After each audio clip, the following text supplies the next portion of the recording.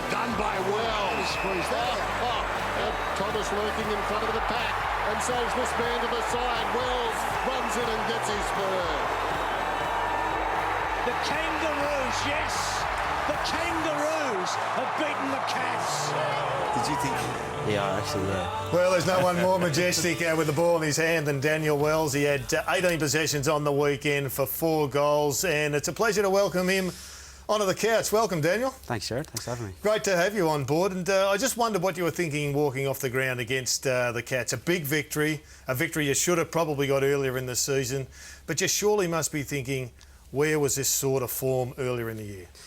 I suppose straight after the game, we was obviously rapt to get the victory, and we haven't thought about too much of what's happened in the past. I suppose what's happened has happened. You can't really sort of dwell on it too much. It's just exciting that the boys, got that victory against a pretty good team. And we were just having a look at that goal that looked like it almost missed. Now, we've seen blokes miss from 10 metres out, but not from 3 metres out. Yeah, it came off the side of the boot. I went in and tried to kick the cover off, and I won't be doing that again. Usually I just go in and just tap it in, but it came off the side of the boot, and I thought it actually might have hit the post. But they reviewed that, didn't they? They did review it, but I think it was a goal. I didn't hear a noise, but I think I was more embarrassed the way I kicked it than anything. Daniel, we love watching you play. Everyone always has. You're a Rising Star nomination in 2003. You had a lot of critics along the way, me included. Were you a slow maturer, or did we expect too much of you? I suppose if you look at it now, it probably worked out that way. Yeah, it took when I first came in, obviously I had high raps to do some pretty good things, but you're pretty excited to get in the competition. And the first couple of years, you're looking just to well, this is your get first a game. year. Yeah, but then sort of after a while, you become part of the team, and your sort of mindset changes a little bit, and socks up. Not a good look, but yeah. I've probably played my best footy of late, that's for sure, yeah. It's fair, maybe I'll ask you the question, Mike, because when you do your top 50 every year, I'm wondering, these guys come in and they're not all level when they come in. Daniel's come in as a really early draft pick. Is that fair, and does that influence your top 50 rather than the performance of Daniel? Do you look at them from the point of view of where they've been taken? Look, maybe subconsciously. But I loved as soon as I saw Daniel playing football, I loved the way he played. Looked so athletic and so creative. At the start of 2005, he's played two years of footy. He was in my top 50. Yeah. Now, I reckon I've learnt to live with where he was in the draft at that point. I was making observations. Do you feel, Daniel, it's unfair? An early draft pick. Once you're at a club, everyone's equal, really. Yeah. But the media, I guess, in a sense, always goes back to he was picked 2 or he was picked... if you look at I can talk about Kieran Jack. Kieran sort of snuck into footy whereas you've come on the scene. Do you think that's unfair? Maybe a little bit. I think, especially for the kids when they first come in, obviously the pressure gets to you a little bit, and it just depends on how you handle it. And early days you do get sucked in with the media, I think, but you learn to sort of realise it's a part of the game, and the expectations that's on you as a high draft pick, can take its toll. And I think usually when you're a high draft pick, your teams obviously didn't do that well that year, and it's at a stage where it needs to rebuild. So. But did you not have trouble with the attention you were getting with the taggers? Did you work hard enough to break them? Oh, probably early days, probably not. And I think I've sort of learnt over the last couple of years how to take care of the taggers, or try my best anyway. So. Let me take you back 2 weeks. We're all seated on the couch. Hopefully you're watching it. All this time I hope you weren't watching. It was after the Carlton game. Yep. We highlighted the passage of play in the last quarter. We'll have a look at it here. There's Zach Tui. Yep. Actually sliding past you. Goldstein having to chase him, and then he slots the goal. Now, that seemed to us to spark you into a magnificent last 20 minutes of that game because you were embarrassed. Is that a fair assessment? Yeah, that's fair enough, yeah. I think that that incident there, usually when I'm playing my best footy, or when most players are, they're on their toes and they sort of want to be involved in the play, and that one just caught me off a bit, and I really let the team down, no doubt about it. And that's probably one thing I thought about after the game. You think about it, we lost by a point, and that was a massive goal. Did the coach say anything to you? No, he didn't have to. Even Darren Crocker, who I go through my review with, he didn't have to say it. I knew straight away. And I want to ask you about the coach's review, because we have seen, you've lost a lot of close games, we don't have to tell you that, but we've probably dissected it a little bit on the couch here as well. How does the coach address it? Because in a lot of those, they're just spur-of-the-moment decisions, but they are planning, it's preparing and not moving out of the defence or getting goal side or whatever it might be. There's been a lot of discussion and a lot of real specific vision that you guys have been watching over the last sort of 10 or 12 weeks. I think there it had to be with all the close losses we had and the crucial moments, and the way we got our starts, and then we let teams back in, and teams would come back and change a couple of things, and we were way too slow to react, and crucial sort of moments during games where players would go outside the team structures, and it sort of caught up on us. They were quite petite what he wanted, and we've been working on it ever since. Can I ask you how you responded to the disappointment of last year's semi-final against the West Coast, where you got absolutely belted?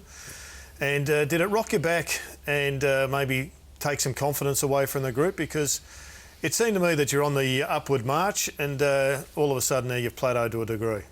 Yeah, no doubt. That loss was terrible. We sort of had a good run into the finals, but when we got there, I think we just embarrassed ourselves and the club, and we had to hold that in our stomachs for the next pre-season. And I thought we had a great pre-season. Everyone got obviously fitter, stronger, and our game plan was as good as we wanted to get to. So, and then getting into the season, some pretty close losses, but we're sitting 10th now for a reason. That's exactly where we're at, and we need to improve on that. We've made the observation, Daniel, that no one at North has jumped up in a tight game and just steadied the ship or done something inspiring to change, to bring the momentum back. Now that impacts on you blokes. That's a reflection on the leadership group.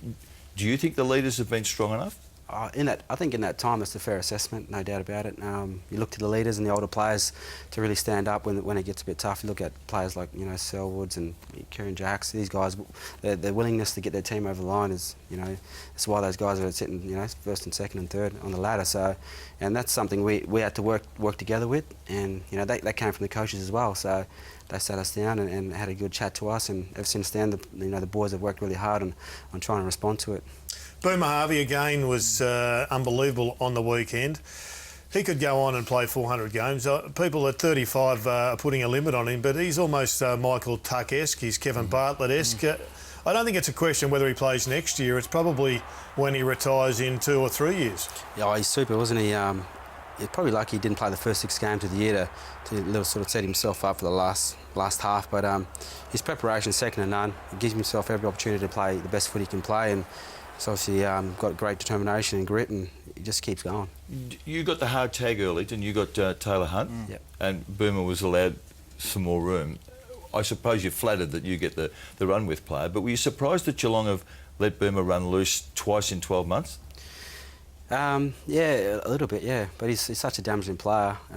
When he kicks the ball inside 50, we pretty much mark it most times. And Drew Petrie is one of his favourites to kick to, and he's quite creative off the half back, and which he's been playing off lately, and running through the midfield. So yeah, I was happy to get the tag and happy for him to run amok. It's a great domino theory, isn't it? You always want somebody else to get the tag so you can run free. Don't let Boomer retire. It's also too, the evolution of your team is probably when Cunnington starts to get a tag and Zeeble starts to get a tag. They really are developing. I think they came in as not great aerobic runners. I remember them at the draft camps and they weren't great. I suspect they've worked extremely hard. Yep. They've become really important players. But that's the next evolution. That's the next step for you, that you're allowed to run round and a Cunnington, a Zeeble, start to get tagged. Does that lift you to another level, do you think, if that starts to happen? Oh, that'd be nice, getting a game without being tagged. But those guys, like you said, they copped their first, a whack about the fitness. But Jack obviously with his broken legs, and Cunnington,